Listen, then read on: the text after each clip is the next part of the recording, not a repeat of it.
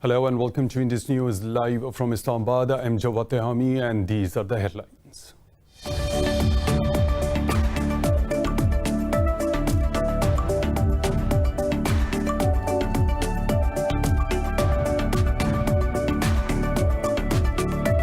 Pakistan has offered the third consulate access to Indian raw-serving terrorist commander Kulbhushan Jadhav. Foreign Ministry officials say a note verbal has been sent to India in this regard and the response is awaited. Jadhav, caught inside Pakistan in 2016, has confessed to espionage and terrorism.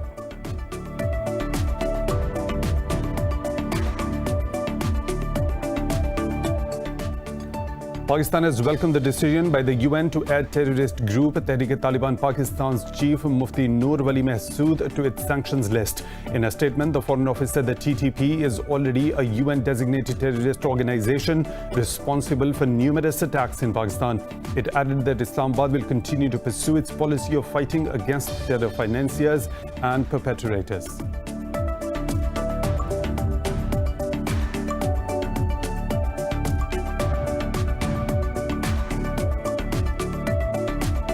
Indian troops have martyred 4 civilians in occupied Kashmir, raising the toll to over a dozen this month. During a coordinated search operations, the occupation forces killed 3 youths in Kulgam district and 1 in Kupwara district. The occupied valley has been under New Delhi's crushing curfew and communication blackout for the past 347 days.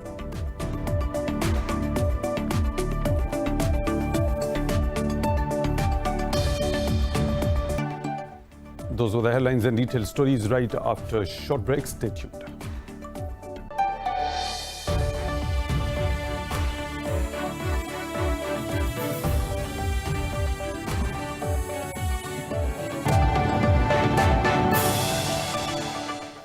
Welcome back, and now for the news in detail. We start our news bulletin from Pakistan, which has offered third consulate access to Indian raw-serving terrorist commander Kulbhushan Jadhav. Foreign Ministry officials say a note verbal has been sent to Delhi in this regard and the response is awaited. Officials said Jadhav will be provided complete privacy during his third consular access. They said Delhi's demand of access without a security personnel's presence has been approved by Pakistan. The first consular access to the spy was given in September 2019, while the second was provided yesterday. Indian raw-serving terrorist commander Kulbhushan Jadhav was caught inside Pakistan in 2016 and confessed to espionage and terrorism. For more on this, we have Khurshid Kusuri, former Foreign Minister of Pakistan. Thank you for your time at Indus News. Pakistan has gone out of its way to accept even the most unreasonable request by India for this consular access to Indian raw-serving terrorist commander Kulbhushan Jadhav. Why do you think India has not accepted this third consular access yet? I think basically they're not really serious, because they know there are strong grounds against Mr. Kulbhushan Jadhav, and they tried to take advantage of some technicalities at the World Court. And Pakistan has followed the judgment of the World Court, and India wants to will probably say, because unless you have information, I don't have any information as to the reasons why they have not accepted it. I even looked at some Indian newspapers today. I couldn't understand what reasons they've given. Unless you have it, you can ask me on that. So I can only assume that this is an attempt to mislead the World Court and also their own opinion. Because what has happened is recently, Pakistan has had a lot of good news, publicity internationally, on opening the trade, Afghan transit trade. And India has been saying, Pakistan's not serious. It's been done under international pressure.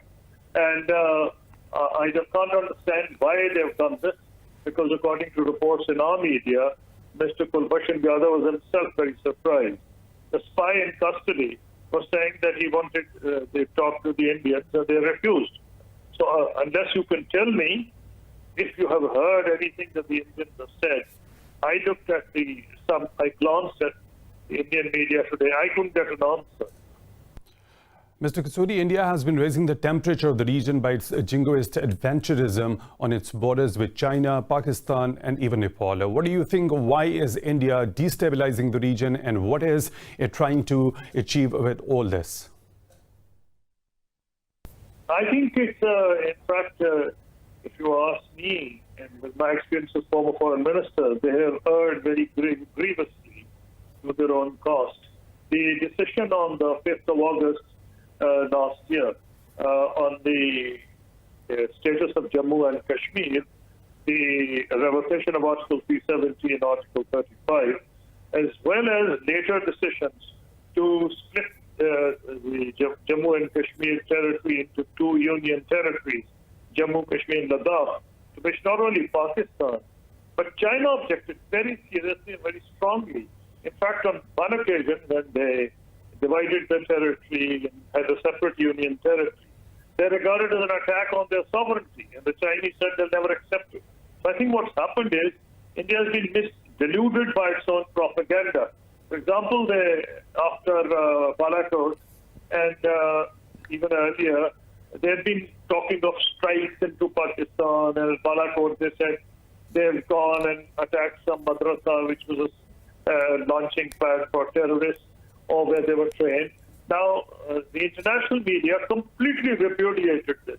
But what's important is that the Indian media, which is very much a large section of Indian media, with few honorable exceptions, is under the thumb of the government of India. And they were able to convey to the people of India that India had scored something very great. Although they had lost their aircraft, two aircraft, they had their pilot captured. Probably they've got taken in by their own propaganda. And I won't be surprised if, following the same pattern, they try and distract Indian opinion further, because now coronavirus deaths and the rate of coronavirus infection is third in the world, I think, after United States, Brazil, it's India. So, I mean, if in December they try for some sort of some adventurous attacks or something along the line of actual control, I won't rule it out, but the Pakistan army and the people are prepared. So I think they've underestimated the strength of China and Pakistan and overestimated the strength of their own propaganda. And it's a case of self-delusion. Khurshid Kasuri, former Foreign Minister of Pakistan, thanks for talking to Indus News. We really appreciate that. Now, moving on, Pakistan has welcomed the decision by the UN to add terrorist group Tehreek-e-Taliban Pakistan chief Mufti Noor Awali Masood to its sanctions list. In a statement, the Foreign Office said the TTP is already a UN-designated terrorist organization responsible for numerous attacks in Pakistan. Spokesperson Aisha Farooqi said Pakistan will continue to pursue its policy of fighting terror financiers and perpetrators. She said curbs are being implemented by Pakistan as per the UNSC resolutions. Farooqi said Pakistan hopes other countries will also follow suit. Earlier in a tweet, the US State Department also welcomed the UN decision and said Washington designated Wali as a terrorist in September 2019. Indian troops have martyred 4 civilians in occupied Kashmir, increasing the toll to over a dozen this month. The occupying forces martyred 3 youth during a cordon and search operation in the Nagnal-Chema area of Kulgam district. Another civilian was martyred during a military operation in the Keran area of the Kupwara district. Pakistan has repeatedly urged the international community to take action against Indian brutalities in Kashmir.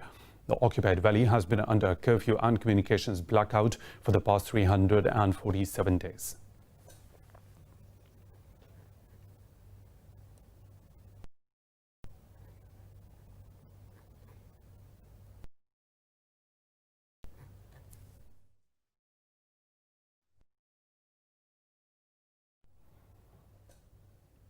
In Afghanistan, the Taliban claim they have killed 8 Afghan soldiers and 6 security personnel in eastern Logar province. In a tweet, spokesperson Zabiullah Mujahid said 2 others were wounded in the attack on a military checkpoint. Zabiullah said the Taliban also destroyed 2 tanks of the Afghan military. He accused the Afghan soldiers of targeting and killing civilians. Kabul has also not yet commented on the claim yet.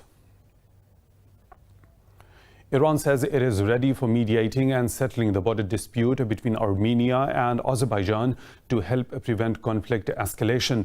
In a press briefing, Foreign Ministry spokesman Abbas Mousavi said the region has no capacity for more conflicts. Mousavi said any warmongering will be detrimental for both the sides. He said Iran believes the regional problems, especially disputes between Armenia and Azerbaijan, should be resolved through dialogue. Armenia and Azerbaijan are fighting over the highland region of Nagorno-Karabakh, a disputed territory since the Soviet Union breakup. In Israel, 2 cabinet members say their party leader Benny Gantz wants the government to shelve the planned annexation of the occupied West Bank. Israel's Agriculture Minister Alan Schuster said he is working to achieve cultivation and not annexation for West Bank farmers.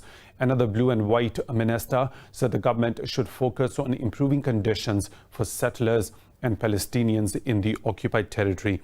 Prime Minister Benjamin Netanyahu had set July the 1st as the target date to begin advancing his plan, but a row with his coalition partner Gantz over the timing of the move has delayed the process.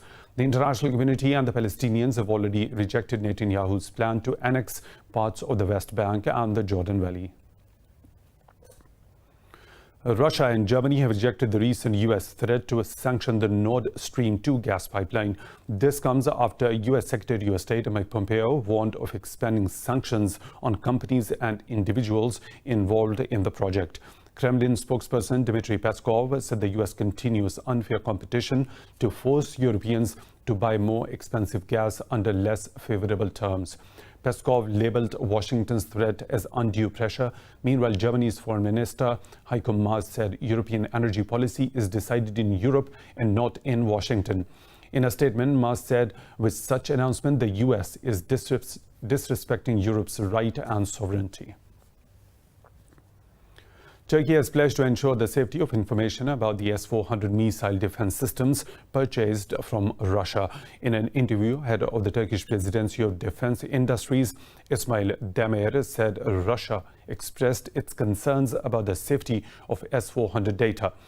Demir said Turkey promises to protect the information. He said Ankara took foolproof measures to prevent any technology espionage when it planned to integrate the S-400. Poland's main opposition coalition has challenged the result of country's presidential election. The Civic Platform Party said an appeal has been lodged with the Supreme Court alleging irregularities. The party claimed that President Andrzej Duda got an unfair campaign boost from the government and from the state-run media. Poland's incumbent president had narrowly beaten challenger Rafał Trzaskowski in Sunday's presidential vote. The National Electoral Commission said Duda had won over 51% of the votes.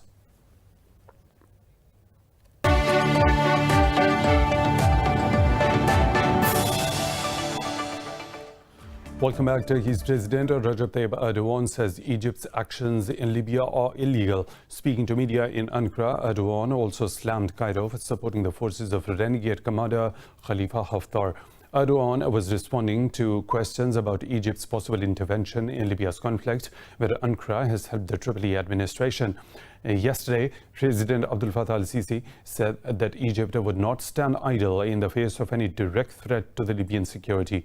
Meanwhile, Libya's Interior Minister Fatih Bashagha said Tripoli will not accept steps that undermine the sovereignty of the country. He said the leadership in Egypt must realize that its interest lies with the legitimate government in Libya.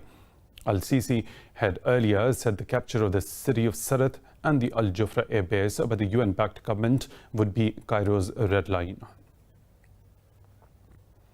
The US says an EU mission to stop arms shipments to war-torn Libya is not doing enough. A senior US diplomat said the mission is not serious in ending violations of a UN arms embargo by countries like Russia, UAE and Egypt. In a virtual discussion, diplomat David Shankna said the EU was biased and criticized only Turkey's involvement in the conflict. Shankar said nobody is prohibiting Russian and Emirati aircraft and also Egyptians.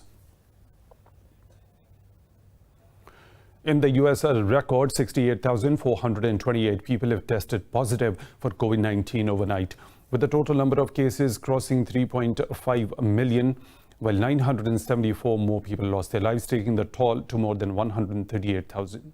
In Brazil, 1,322 people died overnight and over 45,000 new cases were recorded.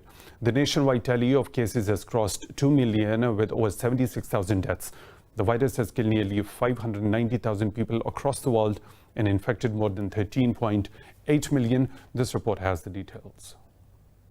The coronavirus pandemic has exploded in the Americas as the virus gains steam in new areas far from big cities. But a number of states are finding it difficult to reinforce restrictive measures amid President Donald Trump's push to reopen the economy. In Brazil, anger is growing over President Jair Bolsonaro's handling of the outbreak.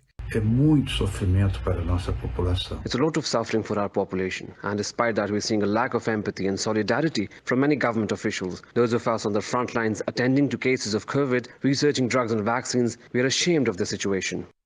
Algeria says it is planning a law to protect health workers after an increase in physical and verbal attacks since the country's COVID-19 outbreak began. In Australia, the second largest city of Melbourne has reported a record jump of more than 420 new infections, despite the lockdown. The UK's Prime Minister Boris Johnson is to pour £3 billion into the National Health Service to try and prevent a second wave. The British government has finally admitted mistakes in its COVID-19 response. It would have been absolutely preferable to have had a much greater testing capacity early on, but it's not just testing, it's basic information flows around patients in hospital, around rates of admission, rates of movement. Those sorts of things are important parts of this as well, and making sure all of those systems work.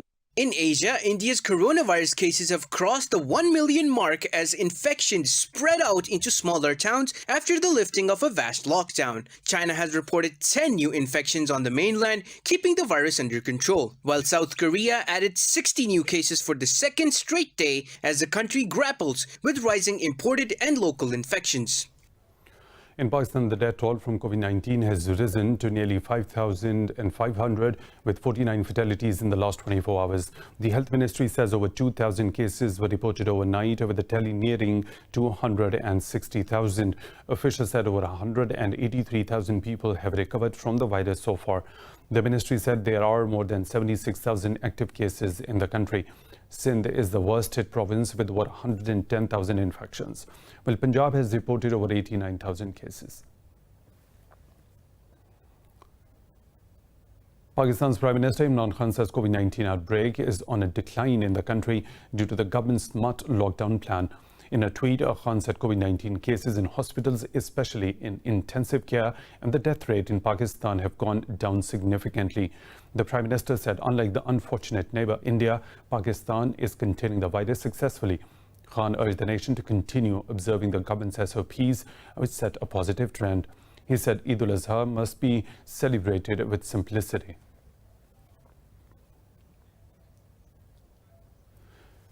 In France, negotiations between the government and unions over a pension reform will be postponed until 2021 to focus on economic recovery. The reform pushed by President Emmanuel Macron was halted in its tracks in February due to the COVID-19 pandemic. Talking to reporters after his meeting with the union representatives, Prime Minister Jean Castex said the priority now is to battle against the crisis and to tackle unemployment.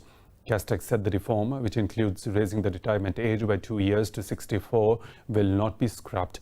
A deferment until after the 2022 presidential elections might diffuse union and voter concerns, but it would undermine Macron's already weakened credibility as a reformer. Castex also said the full implementation of unemployment insurance reform will be postponed to the 1st of January. The UK's Office of National Statistics says the number of knife crimes in England and Wales has risen to a new record high. Offences involving blades rose 6%, with a crime reported every 11 minutes. Figures show there were about 46,000 offences for the year to March. London saw the highest rate with 179 offences per 100,000 population. There was also a large rise in cases of murder and manslaughter, with 683 deaths. Caracas has accused Washington of violating international maritime law after the U.S. Navy destroyer breached Venezuela's international waters. In a statement, Venezuela's foreign minister, Jorge Arrizia, said it was a childish act of inexcusable provocation. Arrizia said Caracas will defend its territorial sovereignty in total conformity with international laws. Earlier, U.S. Southern Command said the USS Pinckney had conducted freedom of navigation operation in the Caribbean Sea. The command said the vessel challenged Caracas's excessive maritime claim in international waters that extend 3 miles beyond the 12-mile territorial sea. U.S. Federal Bureau of Investigation has launched a probe into yesterday's hacking attack on Twitter. In a statement, FBI said the public is advised not to fall victim to the cryptocurrency or money fraud in relation to the hack. The New York State Department of Financial Services has also announced an inquiry into the activity. Meanwhile, U.S. legislators expressed concerns about future attacks and the interference with the U.S. elections. In a letter, the Senate Commerce Committee asked Twitter to brief it about the troubling incident by next week. Earlier, Twitter said con artists had hacked into its internal systems to take control of about 130 high-profile accounts. In Cuba, the fallout of COVID-19 pandemic has caused shortages of food, medicine and other goods. The economy is forecast to decline nearly 10% this year. So the government has offered incentive for trading in US dollars. More in this report. Cuba is an important dependent country struggling with the grave shortage of convertible currency to purchase goods abroad. There are currently 2 currencies, the peso and the convertible peso, which is valued at 24 pesos, circulating in Cuba. The Caribbean country, which monopolizes retail and foreign trade, faced a liquidity crisis even before the pandemic shuttered tourism and hit other revenue earners. So, the government is allowing some stores to sell food, personal hygiene and other consumer goods in US dollars. To whoever said we are going to close stores in CUC and that there will be nothing more than stores in foreign currency, in freely convertible currency, it is not like that. We are going to maintain at a tremendous cost the same level of sales in CUC stores of mainly food and cleaning products. The government says it will eliminate a 10% tax on the greenback. Despite the hostility that persists in the United States government with the implementation of measures that intensify the economic blockade against Cuba, it has also been decided to nullify the application of the 10% tax on incoming cash dollars to the banking system. This benefits Cubans, those of us who live here, those who have cash dollars that are transferred, etc., as well as Cubans abroad, the vast majority of whom support the country. Cubans who patronize the dollar stores need a dollar-denominated bank card from an account opened with tradable currencies, such as the dollar or euro. So the locals are not happy with the decision. It is another advantage that we have here. But the issue now is, where are we going to get US dollars? We are a country that is under a blockade. Where will the US dollars come from? Foreigners aren't coming in. There is no way of getting US dollars. But Cuban President Miguel Diaz-Canel is confident that his policy will improve the living standards of people. In Australia, researchers have devised a test that can determine COVID-19 infection in some 20 minutes. Scientists at Monash University say it is the world's first breakthrough coronavirus test using blood samples. In addition to determining if someone is currently infected, the test can also identify if anyone has been infected with COVID-19 in the past. A patent for the innovation has been filed with researchers seeking commercial and government support to upscale the production. Well, if we can get it rolled out, it's a game changer because it's such a quick test. It doesn't need to be done in a most of the other blood tests for antibodies take quite a long time in a lab. They're either performed in a lab and take hours, or they're performed in these little paper-based strip tests that turn out not to be working as well as they need to be. The UK's National Cybersecurity Centre has accused Russian spies of trying to steal COVID-19 vaccine and treatment research. A coordinated statement from Britain, the United States and Canada attributed the attacks to Group APT29. The statement says the group, also known as Cozy Bear, is operating as part of Russian intelligence services. British Foreign Minister Dominic Raab says these acts of espionage are completely unacceptable. Raab accused Russia of reckless behavior to pursue selfish interests. Kremlin spokesperson Dmitry Peskov has rejected London's allegations, saying they are not backed by proper evidence. The United Nations has urged the group of 20 nations to contribute to its fund to tackle the spread and destabilizing effects of COVID-19. UN Humanitarian Affairs Chief Mark Lowcock said it is not in the self-interest of the G20 to ignore the plight of poorer countries. Lowcock said it will not be long until the problems of the low-income countries are expected to wealthy nations. He said the first world is within its right to protect its own people, but the lack of support for poorer countries is dangerously short-sighted. COVID-19 and the associated global recession are about to wreak havoc in fragile and low-income countries. And my message today to the G20 and other rich nations is that unless we act now, we should be prepared for a series of human tragedies more brutal and destructive than any direct health impacts of the virus. Inaction will leave the virus free to circle the globe. It will undo decades of development, and it will create a generation's worth of tragic and exportable problems. Mongolia says 17 out of its 21 provinces are at risk of a bubonic plague outbreak.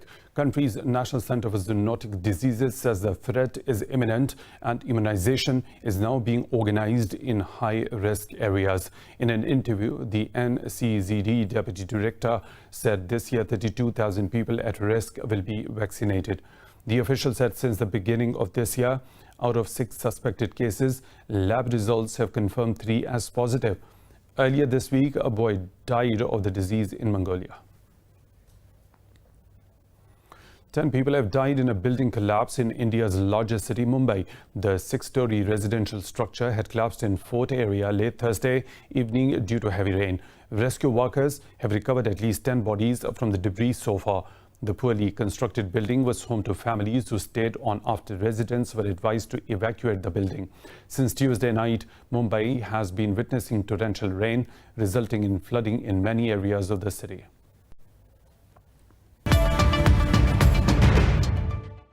Libya's National Oil Corporation says the cost of halting oil production since early January has topped $7 billion. The NOC says oil production was halted on January 17th after Khalifa Haftar's forces shut down oil export harbors a day ahead of Berlin conference in Germany. NOC said at the beginning of 2020, Africa's largest oil reserve, Libya, was able to produce over 1 million barrels of crude oil per day. But a raging conflict in the country has reduced daily production to below 100,000 barrels a day. Since April 2019, Haftar's forces have launched offensive on Libyan capital of Tripoli, resulting in over 1,000 deaths, including women and children. The Wall Street stocks have lost early gains over fears of business disruptions due to a sharp rise in COVID-19 cases.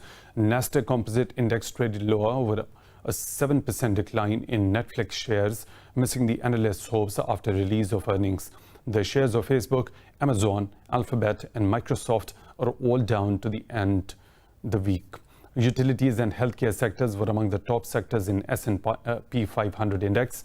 The Dow Jones Industrial Average also traded lower. Meanwhile, oil prices slipped amid growing uncertainty about the recovery in fuel demand as virus cases surged in many countries.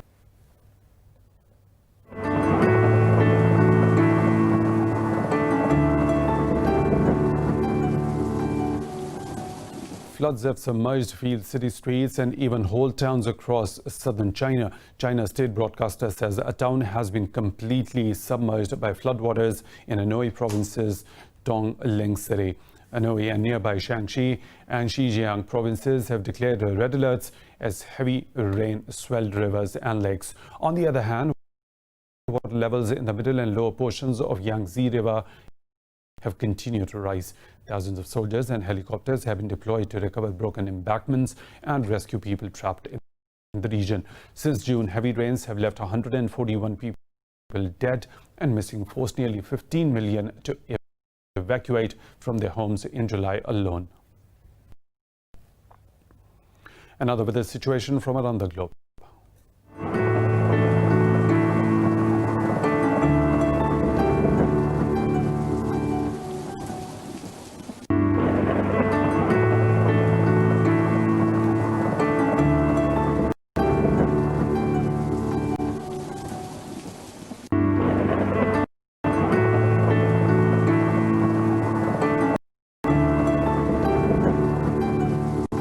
that is all for now. For the latest updates, you can follow us on social media at Indus.news.